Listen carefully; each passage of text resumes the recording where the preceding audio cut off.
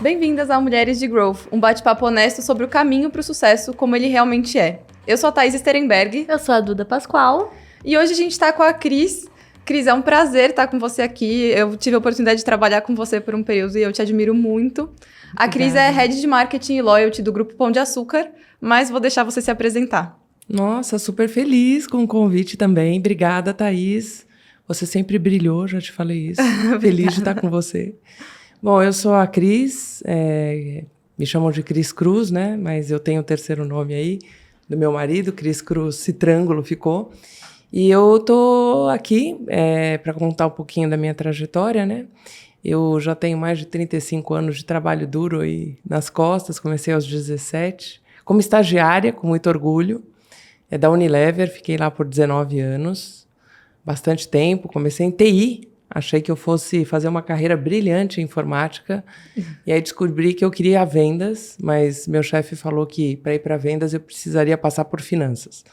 Eu acho que foi maravilhoso, porque a base de tudo, né, é financeira numa empresa e na vida. E aí eu saí de finanças, finalmente, fui convidada para ir para trade marketing e fiz grande parte da minha carreira em trade. Mas quem gosta muito do varejo, trabalha em trade marketing, precisa conhecer o varejo. Então fui convidada para ser a Key Account do Carrefour na época, né, um dos maiores clientes da Unilever. Cuidava também do atacadão, do dia. E aí, depois dessa passagem, voltei para a trade, fui promovida para diretora pela primeira vez. E logo recebi um convite do Carrefour, pelo trabalho que a gente desenvolveu juntos, para ir para lá. Eu achei que era uma oportunidade única, né? Sentar do outro lado da mesa, num varejo enorme, líder. E aceitei o convite e fui ser diretora comercial. Fiquei 3 anos no Carrefour, mas eu tinha um sonho que depois agora eu conto em mais detalhes. Eu queria me aposentar com 40 anos, sempre tive esse objetivo na vida. E cumpri com o objetivo, pedi demissão com 40 anos para empreender. O aposentar, para mim, era não ter mais chefe. E aí eu tentei isso por 2 anos. Tão rapidamente criei 3 lojas, tão rapidamente fechei e descobri que eu adoro ter chefe. E aí eu voltei para a indústria, recebi uma proposta da Nestlé, foi quando a gente trabalhou juntas, fiquei 3 anos lá, e depois de 3 anos o GPA me convidou. Então eu tenho um pouquinho de indústria e varejo, né? E me senti muito apaixonada pela possibilidade de trabalhar em marketing pela primeira vez. Não tinha sido de marketing, assumi marketing no GPA. E aí, fui para operações depois conto mais detalhes aí a passagem, por que eu fui. Fiquei 3 anos e agora estou de volta a marketing com responsabilidade de loyalty, que no Pão de Açúcar, né, no Extra, é uma grande característica dessas 2 bandeiras, a fidelidade, então uma grande responsabilidade. Cuido de pricing e clientes também, do saque da empresa, que a gente chama de casa do cliente. E é isso. Estamos aí para as oportunidades. Só muita coisa. Já tem tanta pergunta na minha cabeça que eu nem sei qual que eu escolho, mas vamos lá. Cris, antes de tudo, assim, eu queria dizer que a minha impressão quando eu trabalhava com você é que você estava sempre pronta para um desafio novo, assim. Quando a gente trabalhou junto, você estava começando a pensar em digital numa empresa que ainda era muito tradicional ali na Nestlé. E você não tinha essa experiência, né, formal, um curso, uma bagagem, mas mesmo assim você parecia que sabia o caminho. Como que foi esse momento de transições, assim, né? Você passou por tantas áreas. E como que você estava se sentindo pronta para esses desafios? Ou não, né? Ou com ansiedade, com receios, medos. O que te fez, assim, ter coragem para mudar tantas vezes de área? Eu acho que, primeiro aconteceu muito naturalmente na minha vida, né? Essa questão de estar em TI, querer ir para trade e ir para finanças, foi para mim um primeiro desafio. Eu falei, gente, nunca quis. E aí? O que eu vou fazer? E por sorte, eu tive chefes incríveis ao longo da minha carreira. E eu me lembro que o de finanças falou assim para mim, você vai ser a melhor financeira. Eu vou te preparar para isso. E em 1 ano e meio, eu fui, naquela época, acho que eu tinha uns 23 anos, indicada já para um programa de diretoria financeira, que eu seria diretora em 5 anos, caso eu optasse em ficar naquela carreira. Então eu descobri que quando você quer muito fazer diferente, tem uma parte de dedicação intensa e troca e segurança, que você tem que falar, ou eu tô segura para convencer os outros, ou não vai dar certo, que é fácil de adquirir. Mas exige muita crença de que dá, de que é possível, muito coach. Então, os chefes sempre fizeram diferença na minha vida. E aquela experiência foi tão bem sucedida, né, a minha primeira troca diária, que eu acreditei que era possível em qualquer uma delas. Na Nestlé, respondendo, quando eu cheguei, eu não tinha uma posição formada, né? E me falaram assim, você tem 2 projetos. Um de desenvolver o mercado farmacêutico, porque eu trabalhava em nutrição infantil com você. Em nutrição, a porta de entrada para as mães é o médico, né? Principalmente. Ele que recomenda que fórmula e ela também olha muito o digital, a internet e tal, e as amigas e recomendação. Mas o farmacêutico tinha que fazer um papel diferente. E a gente desenvolveu um programa através do quê? De pesquisa. Ia na rua, botava toda a equipe para conversar com todas as farmácias, fizemos um programa e soube que o programa está super no ar. Até hoje, daquela época, e o mesmo aconteceu com o digital, né? É para fazer? Então, com quem eu vou falar? Eu me lembro até que eu fui no Pão de Açúcar. Fiz umas 20 entrevistas em profundidade, e no Pão foi uma delas. Aprendi naquela época e hoje eu vivo tudo aquilo que eu aprendi. Então, acho que é um pouquinho disso, mergulhar de cabeça, acreditar que vai dar certo e contar com pessoas brilhantes do lado para aprender. Uma pausa rápida no nosso podcast para eu te contar do GLA. O GLA é a maior plataforma para você que quer se desenvolver na carreira de marketing e growth. Tem cursos, comunidade, encontros presenciais, network e tudo o que você precisa para levar a sua carreira para o próximo nível. O que você acredita que fez a diferença para os seus líderes de passarem para outra área, já que você não tinha experiência nessas áreas especificamente? Eu fui parte de um livro agora, Mulheres do Varejo. E eu tinha que escrever um capítulo sobre carreira, né? E o meu capítulo foi sobre você tem o poder de escolher a sua vida e a sua carreira. Então, eu sempre sinalizei o passo à frente que eu queria dar com muita antecedência para os meus líderes, entendeu? Então, eu cheguei em finanças e eu falei, olha, tô louca para fazer um excelente trabalho, gostaria muito de ir para trade marketing a hora que surgiu uma oportunidade. Então, eu já trabalhava com um passo para ter sucesso no presente, mas com um segundo passo extremamente desenhado, debatido, e eu sempre levantando a mão para falar, é para cá que eu quero ir. E eu acredito muito na energia que você bota em alguma coisa quando você realmente quer. Você visualiza aquilo, foca teu corpo e tua mente para aquilo, e aí acaba acontecendo. Então, é mais ou menos por aí. Legal, bacana. Muito legal, Cris. E eu queria saber como que foi o momento entre você começar na área de finanças ali até o momento de você, de fato, se tornar líder, né? Líder de uma área, de um departamento e de um time. Como que foi essa transição e como que você se preparou para isso? E até quais as diferenças da Cris líder lá atrás, quando começou a ser líder, né? Começou a liderar projetos diferentes, novos e times novos. E para hoje, que eu acho que você já liderou quantas mil pessoas em operações? Nem sei mais. 14 mil. Nossa! Então, acho que você é uma pessoa com muita experiência em liderança, mas aí por isso que eu queria saber um pouco de como foi essa trajetória, assim. Eu fui líder ainda em TI. A minha primeira promoção para gerente foi em informática. Por incrível que possa parecer, eu fui promovida a gerente de informática de uma fábrica.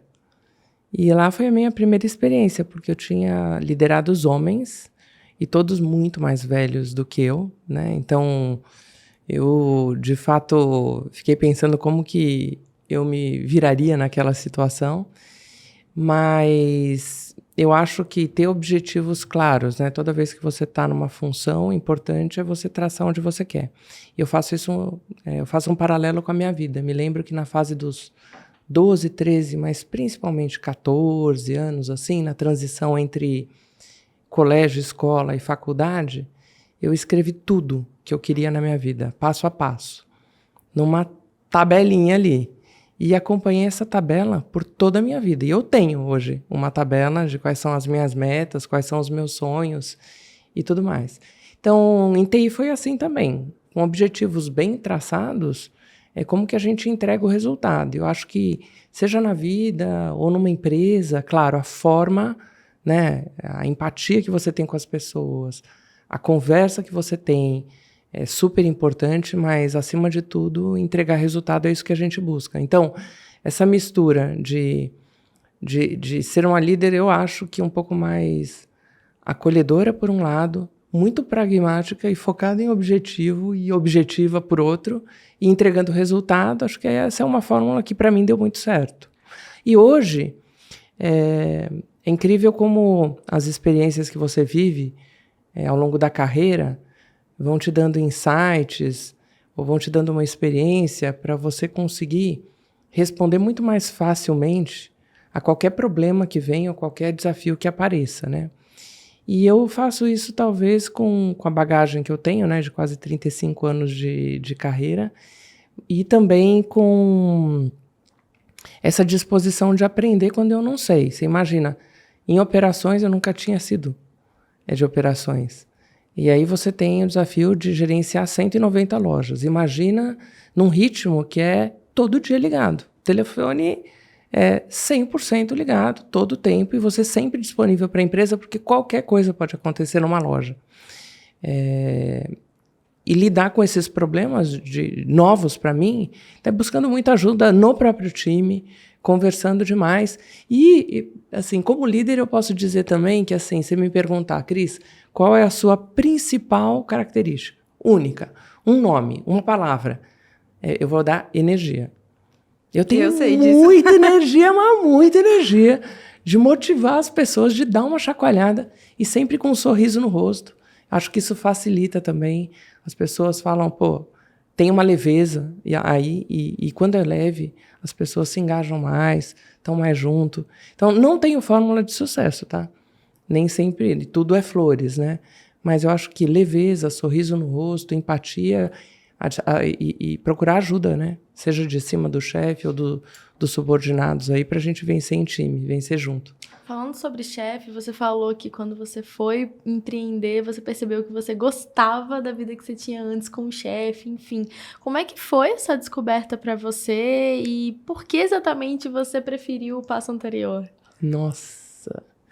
Bom, eu tinha aquele sonho, né? Saio de uma empresa, monto uma loja, vou ganhar muito dinheiro. Nossa, eu vou fazer uma franquia linda, maravilhosa, eu vou ser uma mega empreendedora. Bom, e aí, quando eu montei a loja, eu vi, de fato, senti na pele o que é operar, né? Eu falo que eu nunca tinha ido para operações, mas eu operei minhas lojinhas ali. Desde fazer a loja, o projeto, botar de pé, comprar as mercadorias, a fazer as vendas, as promoções. Eu era o RH. Eu tinha uma loja de roupa masculina, chamava La Camiseria, que é uma marca fortíssima no Nordeste, com várias lojas e que dão certo. E o projeto foi trazer com os donos da La Camiseria a marca para São Paulo. E aí, queria expandir para todo o Brasil, obviamente. E depois eu peguei também uma franquia chamada Sobrancelhas Design, que é uma franquia que na época ganhava, não sei hoje, né, mas acredito que ainda assim seja de muito sucesso, ganhava muitos prêmios. Eu falei, bom, eles são um super benchmark para eu saber como franquear. Porque aí o sonho grande envolvia franquear lá a camiseria e talvez até ser uma master franqueada da sobrancelha para ir em frente. E aí eu reparei que eu virei muito operacional, resolvendo problemas pequenos e que não me desafiavam, porque eu sinto que essa liderança, tudo que a gente fala, tem a ver com essa troca, com o que eu aprendo das pessoas e o que eu entrego para elas. E eu acho que a parte do que eu aprendo com as pessoas nesse processo ficou um pouco distante daquilo que eu sempre tinha vivido. E aí eu falei, gente, e outra coisa, eu vou contar para vocês um segredinho. No varejo, a margem é pequena. Não estou falando do GPA, estou falando do varejo do Brasil. A margem é pequena. E quando você vai para uma loja, você acha que você vai ter uma super margem. Não, é varejo e a margem é pequena. Então, para ganhar muito dinheiro, geralmente você precisa ou ter uma fórmula de sucesso, uma marca incrível, ou você ter muitas lojas. Então, no começo, eu achei que me faltava a parte intelectual, me faltava o desafio intelectual, e no final do dia, o dinheiro era muito pouco para o potencial que eu ainda tinha para entregar. Eu comecei a dar muito valor, mas muito valor para uma coisa chamada ticket restaurante, vale refeição, ou qualquer ajuda de custo que uma empresa grande te oferece. Porque às vezes no varejo você trabalha muito e ganha muito pouco. E você vê que oferecer esse benefício para os seus funcionários é custoso quando você tem 1, 2 lojas. Então, quando eu voltei para a Nestlé, ganhei lá alguns benefícios, né, que uma empresa grande te favorecem, te oferecem. Gente, sempre fui a pessoa mais grata da vida. Eu falei, olha que sorte a minha de trabalhar para uma empresa maravilhosa, onde eu sou intelectualmente desafiada todos os dias e ainda ganho para estar aqui. Hoje em dia, quando eu estou em algum curso, eu fiz um recente de mentoria. Eu e todas as diretoras mulheres, nós temos um grupo de sororidade, fizemos um curso de mentoria. Falei, gente, não estou acreditando que a empresa está pagando isso daqui para mim. Estou aqui um dia sendo capacitada para uma coisa maravilhosa e ainda estou ganhando meu salário, entendeu? Eu brinco com isso, mas de fato porque eu sou muito grata e porque eu dou muito valor, porque eu passei por uma experiência de não ter isso e agora eu sei o quanto eu gosto, quanto eu me envolvo. E fica aí o desafio, né, de pensar qual que é meu próximo passo, porque não vai dar para falar, vou abrir uma lojinha daqui a uns anos. É verdade. Cris, é super legal até ouvir um pouco da visão de quem empreendeu e viu que não é tudo tão brilhante assim, né? Tão simples assim. Porque muitas vezes as pessoas estão nas empresas e olham para fora, veem empreendedoras super bem-sucedidas. Liberdade para trabalhar onde você quiser. E acho que nem tudo são flores, então é uma questão até que, na minha leitura, vem um pouco do perfil, vem um pouco da ambição. E a ambição de empreender precisa ter um trabalho duro muito grande em cima, nas empresas também. Mas é um trabalho diferente. Né? É um trabalho totalmente diferente. Completamente. Isso é muito legal. E aí eu queria entrar um pouquinho, voltando agora para o GPA, ouvir um pouco da sua experiência em operações, que é uma área muito diferente, acho que das outras, e até tem o desafio intelectual, mas tem também o desafio, né, da loja, do chão de loja, que você precisa estar lá, disponível para pessoas de todos os níveis hierárquicos possíveis. Como que você entrou nisso, saindo da operação das suas lojinhas e olhando para uma operação do Grupo Pão de Açúcar, que é gigantesca? Bom,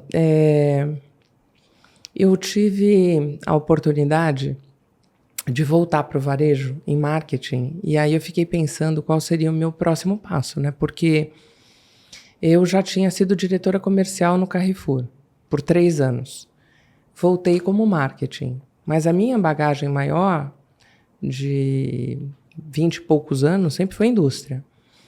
E aí eu tive um grande líder, um cara que me acompanha hoje, que me convidou para ir pro GPA, e ele falou, Cris, eu acho que você não é do varejo. Depois aí de 3 anos no comercial, 2 anos em marketing, porque varejo é operar. Tá na loja, saber o que acontece na loja, entendeu? Como funciona, quais são os problemas do estoque que está lá no fundo, da ruptura, da mercadoria, do custo, da margem de cada mercadoria para você vender e vender com melhor financeiramente. E também os problemas que as pessoas passam, essa dinâmica do varejo. Para você fazer uma boa estratégia de dentro, é importante você conhecer como funciona a operação. Então, que tal passar pela operação? Falei, bora! Quando eu começo, né? Como é que é isso? E tinha uma oportunidade de assumir uma bandeira menor, que na época, né? Hoje a gente não tem mais o hipermercado extra, mas tinha o hiper e tinha o supermercado extra. Então eu fui para o super, que também tem mais de uma centena de lojas, então um desafio super grande. E bora aprender. Eu assumi em março de 2020, mês do início da pandemia. Nossa! Então foi uma operação em que naquele momento, imagina, eu que sempre fui de escritório, né? Pandemia, todo mundo em casa, né? E eu falei, putz, bem agora, então mudou toda a minha vida. Eu não tive a oportunidade de ficar em casa, eu fui para a loja. Peguei logo um Covid no primeiro mês, entendeu? Porque já fui para a loja, já zerei esse ponto. E comecei a aprender junto com o time, também com os líderes. E eu tenho, apesar de gostar do desafio intelectual, eu gosto muito do pragmatismo do varejo. Temos um problema e temos que resolver amanhã. Temos um problema, semana que vem vamos fazer diferente. Acho que tem a ver com essa minha energia, com essa minha atração. E aí eu acabo me apaixonando por isso. Quando você vai para a operação, você se aproxima mais dessa dinâmica, de ter na mão algumas ferramentas para tentar mudar o resultado num curto espaço de tempo. E aí me envolvi super. E também com a troca das pessoas, né? Ser uma líder de operações é estar junto do time a todo momento, estar totalmente disponível e ser empática e ser próxima das pessoas que estão na loja também. Você sabe que tem um ponto aí, acabei não falando da família, né? Mas eu tenho 2 filhos e um enteado, né? E eles tiveram a oportunidade de ficar mais próximos da gente na pandemia, né? Acho que todas as casas viveram isso, e eu na operação. E eles falaram: mãe, eu não sabia não o que você fazia antes, mas eu sei que você está muito feliz agora. Conta pra gente o que é isso. E eu acho que é essa troca, essa energia, esse resultado de curto prazo e bora fazer. E aí eu já tinha uma bagagem de finanças, um pouquinho de bagagem de TI, comercial, venda, compra. Quando eu fui para o Carrefour, só uma parte, para a área comercial, eu falei: gente, eu vou ser compradora, né? Sempre fui vendedora e agora eu vou ser compradora. E eu descobri, para mim, ser diretora comercial do varejo é olhar a venda. A compra faz parte, óbvio, é o coração. Mas você, em termos de tempo, você dedica muito mais tempo à venda do que à compra. E muito mais tempo às finanças do que qualquer outra coisa. Então, essa bagagem também ajudou na operação. Que legal. Bacana. E quando você trocou de área, você foi liderar outras pessoas de outras áreas, você sentiu algum tipo de resistência dessas pessoas por você ter vindo de uma área que não era delas? Acho que não, nunca vivi isso. Assim, respondendo de bate-pronto. Eu acho que, subentendido, eu devo ter passado por algumas situações. Mas também me perguntam muito, né, de como você se vê em áreas muito masculinas, né? Porque eu fui a primeira mulher de operações, diretora, no Extra. É um legado, assim, é uma coisa que não havia acontecido antes. E me perguntam: pô, é uma área muito masculina, como você se vê? Eu vou falar um pouco de mim, da minha vida, né, em casa, criança, adolescente, e o porquê que eu não me sinto talvez diferente. Eu acabei não sentindo muito esse preconceito de ela não sabe nada nessa área nova, ou ela é uma mulher para liderar um grupo muito grande. Em casa, a minha mãe, ela sempre foi o homem da casa. Meu pai é vivo, minha mãe já se foi, mas ela dirigia, porque meu pai tinha um certo trauma e nunca dirigiu. Ela sempre trabalhou. Como ela queria ficar muito tempo comigo, eu sou filha única, meu pai trabalhava durante o dia e ela resolveu trabalhar à noite, para que ela pudesse ficar comigo o dia todo, e também por uma situação financeira, né? Não tinha com quem me deixar, não tinha com quem pagar. E quando tinha que pintar a casa, minha mãe pintava a casa. Cozinhar, passar, trabalhar, minha mãe. Então, eu olhava aquilo e falava assim: gente, é tão possível as mulheres fazerem tudo numa casa, e até muito mais que os homens. E eu acho que eu fui criada com isso. Então, para mim, tudo sempre foi muito, muito possível. E aí, como eu coloco a energia do é possível e do vai dar certo, e as coisas vão acontecer, é que as pessoas acabam acreditando que tanto faz. É uma líder e vamos nessa. Então, até essa questão de sentir esse preconceito, usando de novo essa palavra, não senti. Nem na mudança de área, nem ao assumir posições que são, teoricamente, mais masculinas do que femininas. Legal. Você acha que isso é mais uma característica sua e da sua formação, da forma como você cresceu, mas que isso existe nas empresas? Ou você acha que hoje você não tem mais visto situações onde talvez mulheres busquem cargos de liderança e sintam algum tipo de preconceito? Como que você enxerga o mercado hoje, assim? Bom, eu acho que é uma característica minha. Por quê? Também acredito que as coisas estão melhorando, porque a gente está falando mais sobre isso, né? Então, quando eu acho que a educação, né, a conscientização faz toda a diferença para você fazer as coisas diferentes quando as situações vão acontecendo na sua vida. E eu digo isso porque eu nunca aprendi tanto sobre diversidade, sobre equidade de gênero, de raça e etc., como nessas últimas funções e como no GPA. Então, nos últimos 5 anos, eu falei muito, mas muito mais disso do que se eu somar todos os outros anos de toda a minha carreira.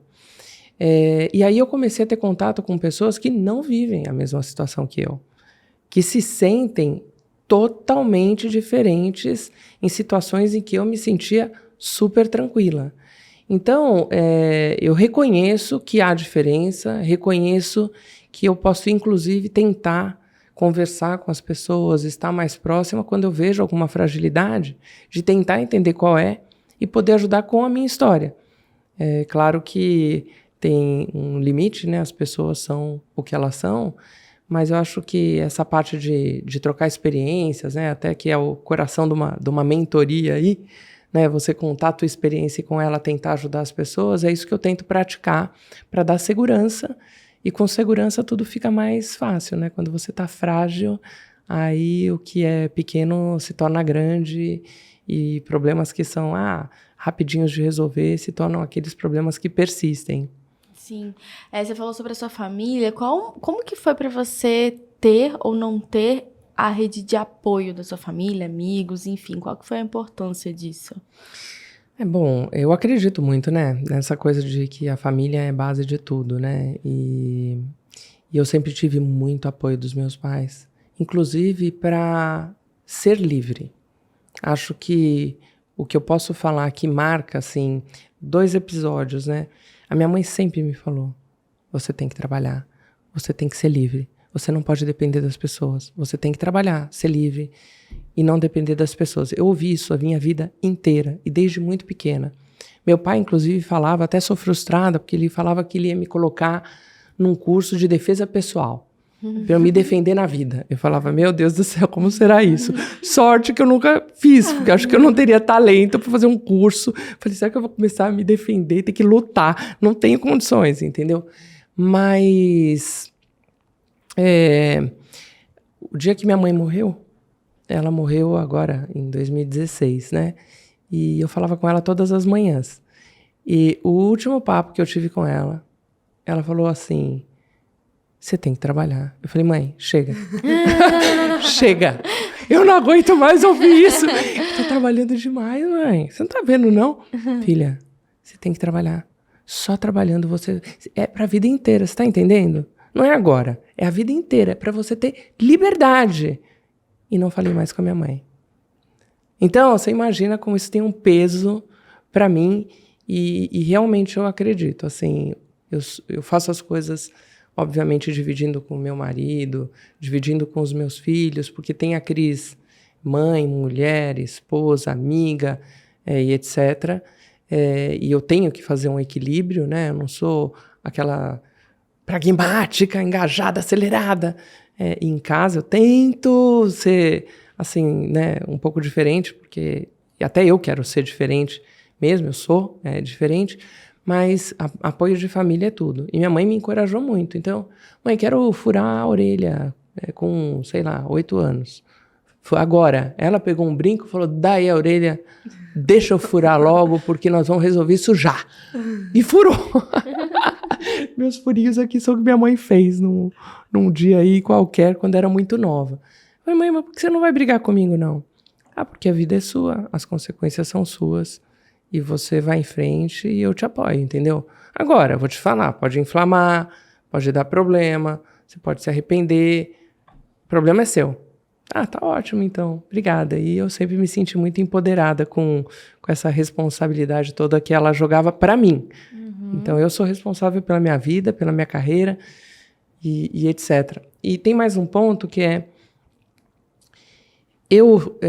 Alguns preconceitos que eu sofri, inclusive, foram de mulher. Então, meus pais não tinham dinheiro. Não tinham dinheiro. E eu entrei numa faculdade que não era top. Eu entrei porque eu tinha que estudar à noite, porque eu tinha que trabalhar durante o dia para pagar a faculdade. Se eu fosse numa faculdade top, eu ia ficar 5 anos sem trabalhar, porque você não consegue fazer uma faculdade super top e trabalhar o dia todo ao mesmo tempo. E meus pais falaram, eu não tenho condições. Então, a partir de agora, você paga o teu estudo e se vira. E algumas amigas falavam, nossa, não vai dar certo, hein, Cris? Porque, pô, eu tô numa faculdade top. Gente, você não vai conseguir entrar de trainee numa empresa. Como vai ser isso pra você? Eu falava, escreve aí. Pode escrever. Quando a gente vai se falar lá na frente, fica tranquilo, eu tenho os meus métodos, mas vai dar certo igual. E, por sorte, eu consegui entrar na Unilever lá com 19 anos, né? Porque dos 17 aos 19 eu trabalhei num shopping como recepcionista, digitadora, secretária e tudo mais. Entrei com 19, com 23 eu era gerente, sem ter entrado como trainee, que é mais ou menos o tempo que um trainee leva para ser promovido a gerente. E por quê? Porque eu olhei para aquilo e falei, gente, eu vou provar que estagiário tem vez na vida, entendeu? Vai dar certo esse negócio. E acabou dando, então, mas esses preconceitos assim de você não vai conseguir, vai dar tudo errado. Era mais combustível, tipo assim. E eu até hoje sei o nome, RG e CPF de quem me falou. Tô brincando. A gente conversou ontem com uma pessoa também, inclusive minha irmã, que falou a mesma coisa, assim, muitas vezes os preconceitos vêm de outras mulheres. E acho que isso é algo que a gente até estava discutindo fora aqui do podcast de por que isso acontece? Por que muitas vezes as mulheres se veem como mais ameaça do que apoio? Você vivencia isso na sua carreira ainda hoje? Ou mesmo na sua vida, assim, você enxerga isso como algo que ainda acontece das mulheres não necessariamente se apoiarem e se sentirem como oponentes, né? Competição ali? Eu acho que a competição, ela existe, né? Todo mundo sabe. Homem com homem, homem com mulher, mulher com homem, mulher com mulher. Eu acho que o que está acontecendo hoje em dia é que, como a gente tem uma visibilidade de como a mulher tem, de fato, menos espaço, seja em algumas áreas, ou seja na questão salarial, ou seja até na confiança que elas têm, né? Elas têm uma confiança menor que os homens, elas pedem menos, entendeu? Você não vê mulher falando, quero aumento, porque eu acho que eu mereço um aumento. Não, isso é um tabu para mulher, entendeu? Eu tenho que merecer se alguém chegar para mim e falar, tá na hora. Mas eu jamais vou pedir porque eu não posso fazer isso. E os homens fazem isso naturalmente. Então, como a gente tem essa consciência, eu acho que agora a gente está com outro olhar para as mulheres. De tentar acolher, de tentar apoiar numa reunião, de tentar conversar à parte para uma fortalecer a outra. Então, sim, eu acho que ainda continua acontecendo, sem dúvida, entendeu? De todos os lados. Mas acho que a consciência, ela tem ajudado ano a ano, dia a dia, situação a situação, a fazer com que a gente se porte diferente, tenha um olhar mais atencioso e mais atento com o tema. Esse grupo de sororidade no GPA, somos em 9, ou somos em 10, ou somos em 11 diretoras, e a gente debate isso claramente. A gente tem uma pessoa que ajuda a gente a conduzir essas conversas, a gente sai com algumas atividades, a gente sai com capacitação, a gente tem encontros regulares e, obviamente, que a gente se olha diferente para pensar o que a gente pode fazer mais e que nós não estamos fazendo e como a gente vai se preparar e preparar as próximas gerações para estarem mais capacitadas e mais de igual para igual, de fato. Então, acontece, mas estamos melhores aí. Legal. Bom, vamos passar para o assunto do dinheiro. Como é que você se organiza? Como que é a sua relação com o dinheiro? Você falou um pouquinho ali do empreendedorismo. Como é que é isso para você? Eu sempre tive uma boa organização financeira, né? Até tenho uma ferramenta, software específico de atualização mensal, fechamento contábil do mês, eu faço tudo na minha vida pessoal. Mas eu tenho um bom balanço de quero viver. Quero viver. Tenho que guardar, tenho dinheiro guardado, por sorte, passei por grandes empresas, cada uma delas me proporcionou uma previdência que hoje é um fator importante, então tenho investimento, mas eu acho que assim, eu tenho que viver, eu tenho que tirar as minhas férias, eu tenho que investir na minha família, eu tenho que investir nos meus filhos. Nós somos em 5 em casa, eu, meu marido e os 3, e a gente, janeiro, assim, meu sonho é que continue sendo um mês em que todos os 5 paramos para a gente voltar para a família, para a gente viajar junto, para a gente dar risada junto, gastar um dinheirinho, viver, entendeu? E depois voltar para o trabalho. Estava comentando com a Thaís lá fora que eu nunca trabalhei tanto. E também nunca gastei tanto. Acho que a gente vai chegando num momento da vida. Tenho meu pai, eu cuido integralmente dele, eu sou filha única e tento retribuir tudo que ele fez por mim. Então, dou para ele uma vida boa, mas eu pago tudo, entendeu? Tenho uma aposentadoria muito pequena. Tenho os filhos 3 na faculdade, né? Então, tenho dinheiro, tem muita coisa para fazer. Mas eu consigo manter esse balanço, guardar um pouquinho e viver muito, e para isso eu tenho que trabalhar. Mas também falei para a Thaís que o que acontece comigo é que quanto mais compromisso eu tenho, mais disposição eu tenho. E mais acelerado eu fico. E isso é bom, né? Além de trabalhar bastante, ter a família, pai, para cuidar e tudo, eu tenho um hobby que é vôlei, né? E jogo vôlei, amo vôlei, me divirto no vôlei. E isso é fantástico, né? Um equilíbrio para a cabeça e para a alma que é muito importante. Cris, falando até, você fala que o compromisso te dá energia, né? Te engaja a ir mais longe.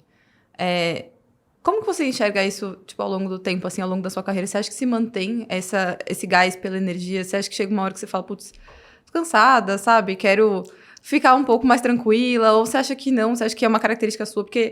Pergunto isso porque muitas mulheres, inclusive, passam por muitas fases na vida. Tem o momento pré-maternidade, durante a maternidade de criança pequena, que dá muito trabalho. Depois os filhos crescem e a gente acaba voltando a ter um pouco mais de tempo pra gente, né? Eu ainda não cheguei lá, mas vejo que é um pouco assim, tem essas fases, assim. Então, como que você lidou com você, Cris, mulher, diante de tanto trabalho, tantos desafios e responsabilidades gigantescas com essas empresas? Você sempre teve cargo de liderança, né, desde o início. Então, como que você foi balizando para você ficar bem, para você conseguir se dedicar à sua família em todas essas fases e para você também, né, cuidar da sua saúde mental? Eu sou apaixonada por todas as empresas nas quais eu trabalhei. E eu sou apaixonada por empresa grande. Todas elas me suportaram, entenderam o meu momento. Não quer dizer que eu trabalhei menos. Mas elas, por exemplo, na Unilever tinha berçário dentro, caso eu quisesse usar. Acabei não usando, mas... Então, tinha uma consciência de que precisamos cuidar bem das nossas mães, as empresas onde eu trabalhei. Então, eu sou muito grata a isso. E eu acho que eu sempre tentei fazer tudo puxando para mim, desde as crianças pequenas. Com 5 anos, eu tinha gêmeos. Eu dispensei a babá, porque eu achava que já dava para tocar sozinha, e assim foi. Então, eu cuidava de 2, cuidava da casa, da família, da liderança, da empresa e tudo mais. Então, não é uma coisa, né, essa energia não é de agora, eu fui adquirindo com o tempo, acho que ela sempre foi assim. O que está acontecendo agora, diferente, é que eu fico pensando que eu passei dos 50, né? Que eu tô com 51, né? Que eu ainda tenho muita disposição para fazer, para trabalhar, para entregar, mas e daqui 10 anos? O que eu vou fazer? Né? Como eu vou estar? Então, eu estou pensando muito no que vem pela frente. Ainda não tenho respostas concretas, mas tenho calor no coração quando alguns assuntos vêm e eu falo, putz, isso é o que eu queria, né, pensar. Ainda não dá para botar muito para fora, mas já tenho algumas ideias. E, ao mesmo tempo, eu tô assim... Os meus 3 filhos se formam daqui a 2 anos. Os 3 se formam juntos. Isso vai trazer uma nova realidade. Uma realidade em que eu não sou mais tão responsável por pagar tudo junto com meu marido para eles, e vai sobrar um dinheirinho para falar, opa, talvez seja a hora agora de começar a aproveitar um pouco mais a vida. Então tem um monte de plano, e eu acho que naturalmente vem essas reflexões, mas eu quero continuar bem agitada, porque eu acho que isso dá uma vitalidade, dá energia. Minha mãe, voltando à minha mãe, ela resolveu fazer excursão. E abriu uma mini, nano empresa com 72 anos. Ela começou a ganhar dinheiro, porque ela já tinha aposentadoria, mas ela queria mais. Ela falou, gente, eu preciso de mais dinheiro. O que eu vou fazer? Já sei. Eu vou falar com hotéis, eu vou falar com empresas de ônibus, eu vou chamar um monte de amiga, vou começar a fazer ginástica aqui na frente da minha casa, que tem um monte de mulher, e vou começar a chamar essas mulheres para uma vez por mês viajar. Quando ela morreu, ela morreu com 2 viagens programadas. Ela só falava assim, gente, só queria na vida 2 coisas. Ver o aniversário de 15 anos dos netos. Ela morreu um dia antes deles completarem 14. Então ela queria muito ver os 15 anos e ela queria muito participar das viagens. Ela falava, eu não posso perder essas 2, pelo menos essas 2. Mas não deu. Então, assim, fica uma inspiração que com 70 anos eu consigo abrir uma empresa, entendeu? Inspiração em casa. Então, e eu olhava para aquela vitalidade que ela tinha e falava assim, isso é o que eu quero para mim. Então, provavelmente, eu acho que eu vou por aí, entendeu? Sendo produtiva, me sentindo bem, eu acho que isso rejuvenesce. Eu vou contar um detalhe, que é quando eu fui abrir as lojas, eu também ligava para minha mãe e falava, mãe, eu tô feia. Ela falava assim, como assim, Cris? Tô feia, não me sinto bonita. Ela falou assim, mas como assim? Eu falei assim, não sei o que está acontecendo comigo. Voltei a trabalhar em empresa. Ligava para ela, falava assim, mãe, tô linda. Ela falou, menos. Menos, Cris, menos. Eu falei assim, não, eu tô muito linda, mãe. Mas é por dentro, né? A gente fica produtivo, a gente fica melhor. É isso. Exatamente, exatamente. Bom, e sobre frustração, Cris? Como é que você lidou com as frustrações na sua vida? Sua forma de pensar, enfim. Tem muitas, né? Eu acho que essa coisa de não ter dado certo às lojas foi uma frustração, né? Falando do ambiente profissional. Mas, como eu mudei de empresa algumas vezes, como mudei de carreira, de área, tem uma fase de adaptação ao novo que você treina a ter. Primeiro você sente qualquer mudança. Se tem alguém que chega para mim e fala assim, gente, nasci para mudar. Eu sou ótima com mudança, eu não sinto nada, eu mudei. Eu falo assim, tá mentindo. A pessoa tá mentindo. Ou a pessoa de fato nunca mudou. Porque tem uma descoberta, tem o novo, tem uma adaptação. Entendeu? E você sofre um pouquinho. Ela usa a mudança até como uma forma de fugir de algo, né? Então, pode ser um alívio. Pode equilibrar. Nesse sentido, pode fazer todo sentido. Mas, para mim, sempre tinha um sofrimentozinho aí embarcado de deixar o que era para trás e assumir o novo. E aí, eu não sei se eu chamo isso de frustração, né? Mas era uma dor. E aí, eu acho que eu lido com a dor tentando superar. A maior dor da minha vida foi a separação. Eu me separei e eu nunca sofri tanto. Emagreci, sofri muito. E mesmo essa dor passou. Então, acredito muito que as dores passam. As dores, de fato, passam. Então, focar no positivo no momento da transição, tentar tirar o medo. Acho que o medo, junto com a frustração, é o que causa na sua cabeça uma paralisação. E eu penso muito nessa frase, né, de tirar o medo, de tirar o medo para seguir em frente. Isso me ajuda a lidar melhor. No final, a frustração das lojas se transformou numa super oportunidade, porque tudo deu errado, mas ao mesmo tempo tudo deu certo, porque eu descobri que eu amava trabalhar em empresa, E descobri também que eu não poderia ter loja como plano de vida. E ficou uma ótima resposta quando me perguntam, numa entrevista, me fala uma frustração. Eu posso dar dados, inclusive o dinheiro que eu perdi também, mas tudo bem.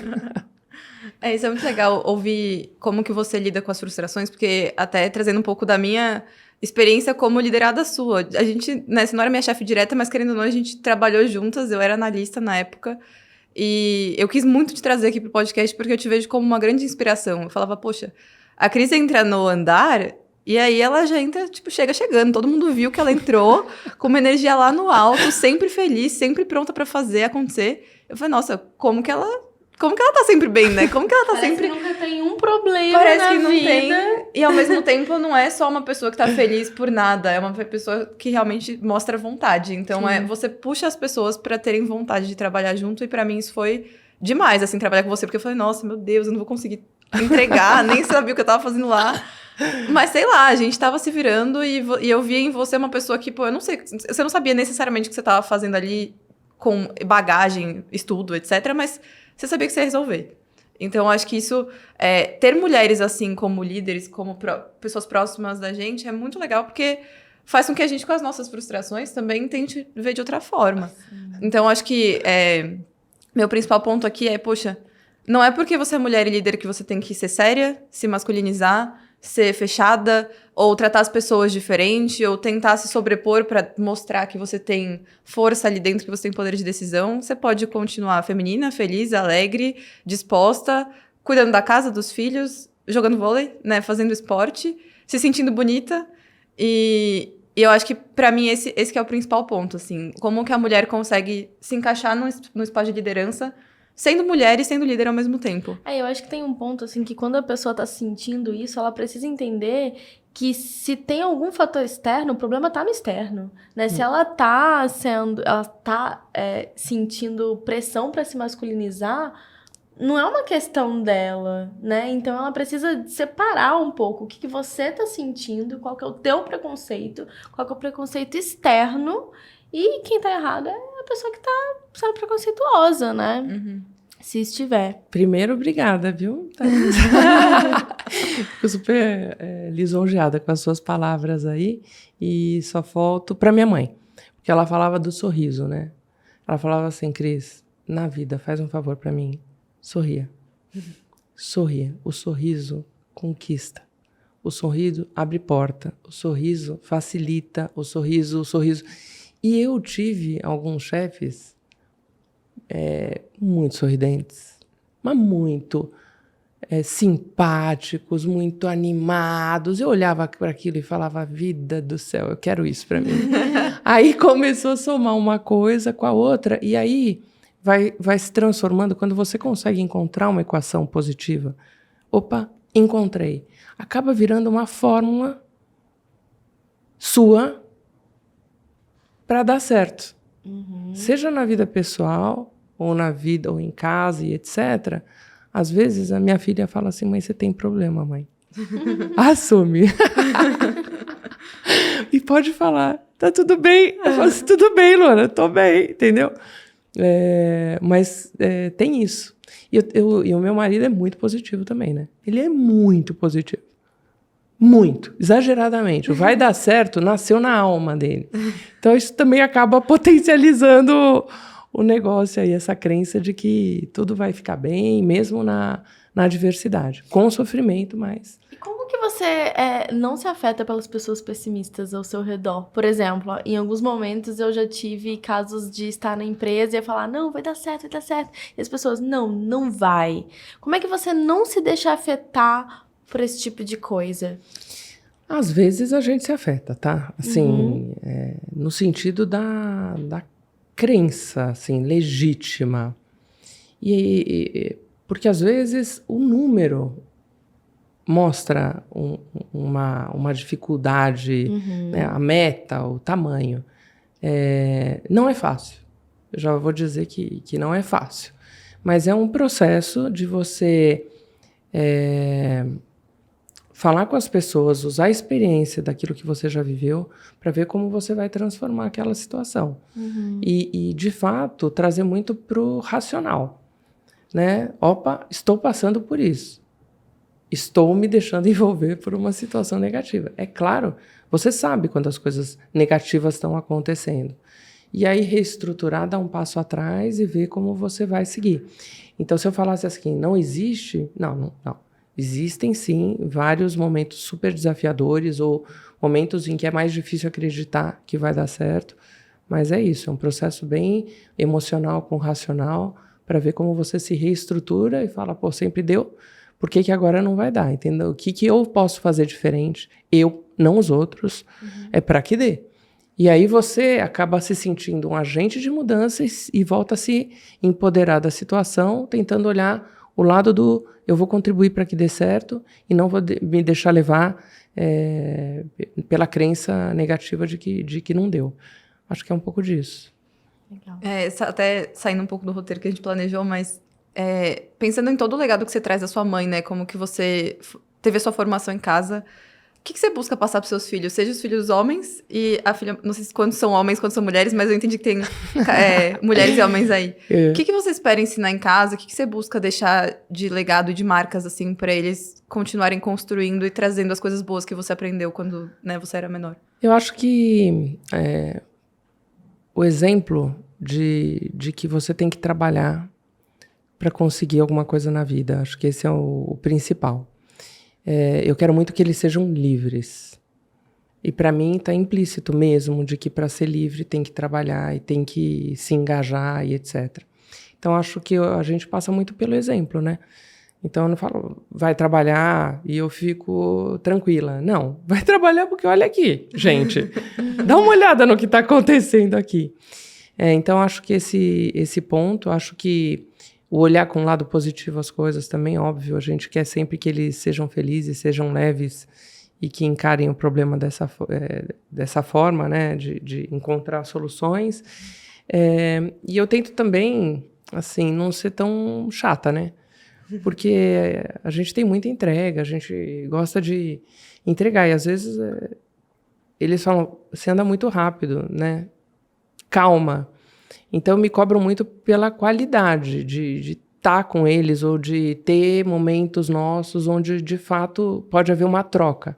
Que eles realmente me escutem e que eu realmente os escute para que a gente possa crescer juntos.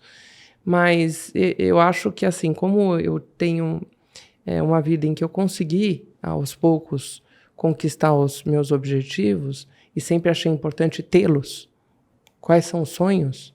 Quais são os objetivos, eu gostaria muito que eles tivessem também, né?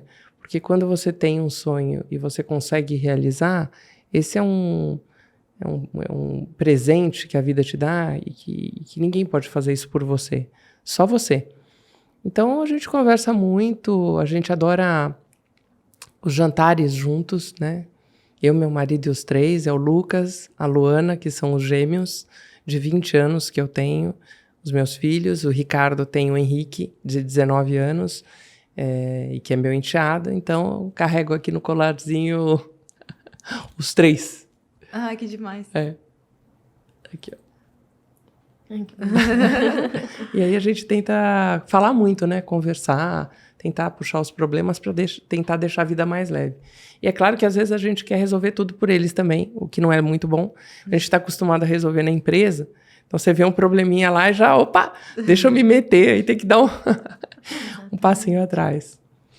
Legal. Cris, acho que a gente está caminhando para o final. Não sei se temos mais perguntas. Acho que o último pedido para você agora é passar um recado, assim, do que você recomenda para mulheres que estão querendo crescer, estão querendo conquistar espaço de liderança dentro das empresas e que muitas vezes se brecam por falta de autoconfiança ou por síndrome da impostora ou porque não sei se eu deveria pedir um aumento, será que vão me julgar?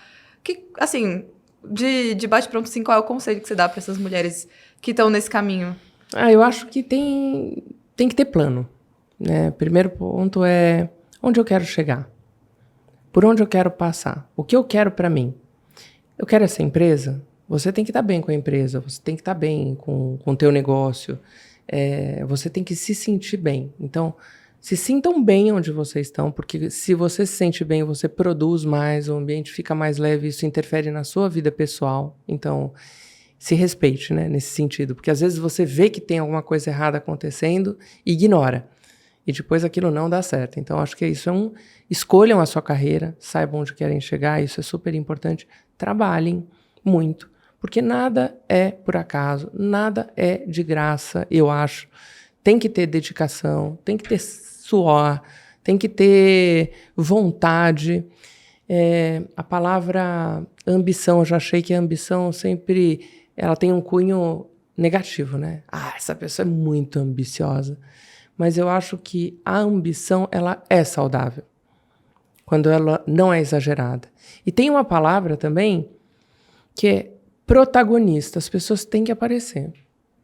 Então, assim, não dá para uma pessoa querer subir, ser uma grande líder, evoluir, ser uma gerente e etc., se ela não for protagonista, se ela não aproveitar o momento de falar quando derem a oportunidade. Às vezes tem aquelas salas com 200 pessoas. E aí tem aquela pergunta, alguém tem uma pergunta? Silêncio. Mulheres. Mulheres. Levantem a mão. Levantem a mão, sejam protagonistas. Preparem-se para perguntas em qualquer evento que vocês forem.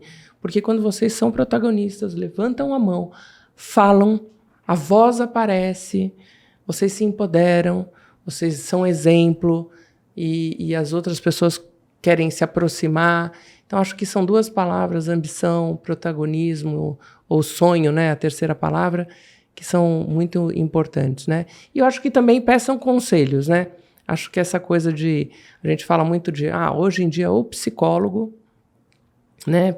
Para você se sentir bem, ou uma coach para te desafiar, ou um mentor para trocar experiências. Eu sou a favor de 1, de 2 ou de 3. E eu acho que isso pode fortalecer as mulheres, se elas tiverem exemplos e se inspirarem, uma puxa a outra, que é uma coisa que se fala muito hoje em dia, né? Uma sobe, puxa a outra, e eu acredito muito nisso também. Que legal, essa parte de terapia, mentoria. Eu, particularmente, me tornei mentora até porque eu aprendo muito com as pessoas que eu mentoro, que muitas vezes estão em níveis aí, sei lá, que eu passei alguns anos na minha carreira.